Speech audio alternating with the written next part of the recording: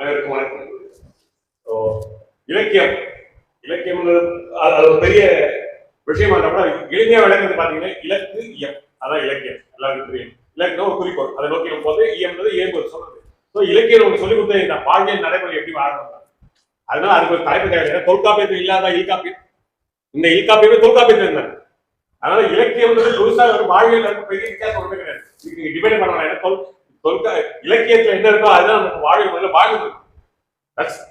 அதுதான் என்னோட ஒரு முதல் கூற்று. ஏன்னா இலக்கியம் தொல்காப்பியத்தில் இல்லாத இல்காப்பியம் சிம்பிளா சொல்றேன். இலக்கியத்தின் நோக்கம் பாத்தீங்கன்னா சிந்திக்க வைக்கிறது, நம்மள அறிவை வளர்க்குது, நல்வழிப்படுத்துது. இதெல்லாம் இலக்கியத்தின் முக்கியமான நோக்கம். ஏன்னா வாழ்வியல் முறையை செம்மைப்படுத்துவதா இலக்கியம். அதுக்கு உதாரணம் தான் இலக்கியம் ஒன்னொன்னு சொல்றதுக்கு. அதுல பாத்தீங்கன்னா அறம்பொருள் இப்போ எல்லாம் சொன்னாங்க ஆல்ரெடி. வீரம் இருக்கு, காதல், பண்பாடு, நாகரிகம் எல்லாது. பட் இலக்கியத்தை சிறந்த எடுத்துக்காது பாத்தீங்கன்னா திருக்குறள் எடுத்துக்காங்க. அது என்ன சொல்லி கொடுக்குது? வாழ்க்கை நெறி. வாழ்வியல் இல்ல திருக்குறள் இல்லாத வாழ்க்கை போறீங்க. சிலப்பதிகாரம் நீதி போதனை. சிலப்பதிகாரத்துல நீதியை பத்தி சொல்லிருக்கு. மணிமேகலை கருணையை பத்தி சொல்ல காப்பியம், பெருங்காப்பியம். புறநானூறு வீரமும் கொடையும், அது புறநானூறு. அகநானூறு காதல் மற்றும் உணர்வுகள். இது கம்பராமாயணம் பக்தியின் கவித்துவம். பாரதியார் பாடல்கள் மேடம் இருக்கிறாங்க, அதை சேர்க்கிறேன். பாரதியார் விடுதலை, பெண்கள் முன்னேற்றம் எல்லாம் கலந்து, தேசப்பற்றோட எல்லாம் கலந்து பாரதியார் கவிதை. இதுக்கு ஒரு செஷனே வச்சுக்கிற அவசியம் கிடையாது. ரெண்டும் ஒண்ணுதான் என் பார்வையில. அதுல எதுல எது முக்கியம். ஏன்னா மொழி வாழ்வது பேசப்படுவதால் மட்டும் இல்ல, ஜெனரலா படிக்கப்படுவதாலும் படைக்கப்படுவதாலும். அதுதான் மொழியோட செம்மையா வாழ்றதுக்கான வழி. அதுல ஒரு மொழி இலக்கணம் இலக்கியமே தமிழின் காவலன் அப்படின்னு எடுத்துக்கிட்டீங்கன்னா சங்ககால அரசர்கள் இன்னைக்கு இல்ல. அதுல கொடுத்த பல பேரரசுகள், புறநானூறு அகநானூறு கொடுத்த பல பேரரசுகள் இல்லை. ஆனா இன்னைக்கும் புறநானூறு அகநானூறு குறுந்தொகையில வாழ்ந்தது. காரணம் தமிழ் வாழ்கிறது.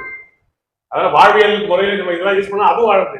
கல் தோன்றி மண் தோன்றா காலத்துக்கு முன் தோன்றி மூத்த கூடி தமிழ் கரெக்ட். இலக்கியம் இல்லை. இன்னைக்கு வரலாறு தெரியாது.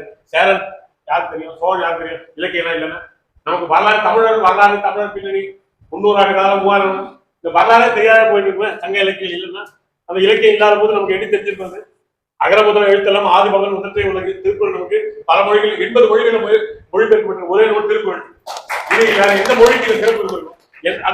அப்பேற்பட்ட ஒரு இலக்கணம் அது. சிலப்பதிகாரம் பாத்தீங்கன்னா தமிழ் பண்பாட்டை பாதுகாத்தது. அதை வச்சுதான் பூம்புகார் கலைஞர் ஒரு அருமையான காவியம் படைச்சார் சினிமால. பூம்புகார் வந்து சிலப்பதிகாரத்தை இருந்தா நீதி, பெண்மையின் பெருமை, கலை, இசை எல்லாத்தையும் அப்புறம் கம்பராமாயணம் எடுத்துங்க. தளபதி படம் சொன்னார் அவருக்கு முதல்ல செய்யுள் கட்சி அதுல குவித்த புறவும் புகைச்சார். அதே மகாபாரதோட தழுவல் தானே தளபதி படமே. அந்த படத்துல தான் இது கவிதை, இலக்கணம், செவ்வாய் எல்லாமே இல்லாத என்னங்க இருக்கு இலக்கணத்துல? சுதந்திரம் இருக்கு, பெண் விடுதலை. இன்னைக்கு நீங்க எதெல்லாம் இல்லைன்னு நினைச்சு வாழ்வியல் சம்பந்தமா பேசிட்டு இருக்கீங்களோ அதெல்லாம் ஏற்கனவே இருந்திருக்கு. அதுக்கு ஒரு வழிகாட்டு முறை இருக்கு. பட் அதை